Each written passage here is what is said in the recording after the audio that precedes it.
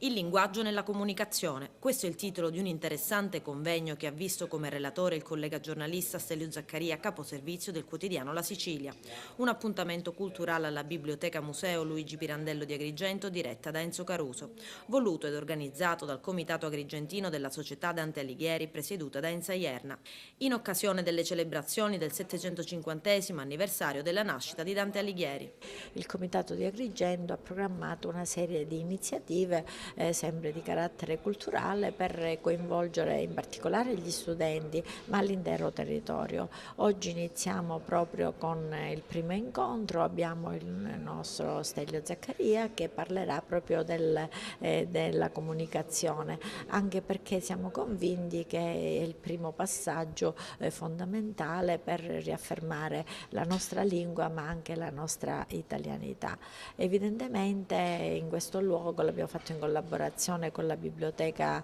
Museo Luigi Pirandello, perché crediamo che il luogo stesso sia un luogo di cultura, quindi quello che è diciamo, l'obiettivo della Dante, diffondere la lingua e la cultura italiana, trova qui il luogo più idoneo. Da Dante Alighieri a oggi sicuramente il linguaggio è cambiato e si va evolvendo al passo con i tempi, con le nuove generazioni, a volte si evolve però negativamente. Avete scelto un giornalista per parlare di comunicazione. Ma guardi, lo abbiamo ritenuto in sinergia con l'Associazione Culturale Dante Alighieri proprio di promuovere qua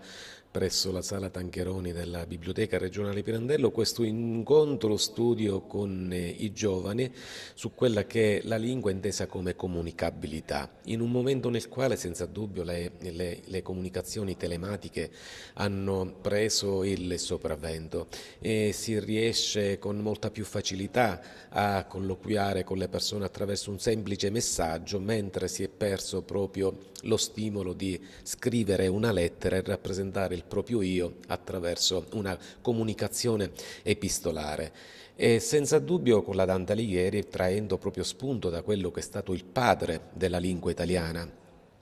Dante Alighieri con la Divina Commedia, abbiamo voluto proporre un excursus storico perché proprio partendo dal vulgo del 1300 abbiamo raggiunto anche i nostri giorni la comunicazione e la miglior comunicazione che avviene senza dubbio è quella giornalistica e non a caso il linguaggio giornalistico da parte di uno dei più grandi professionisti che noi abbiamo nella nostra terra, il dottore Zaccaria, che sta illustrando ai giovani il perché della validità della lingua in senso lato.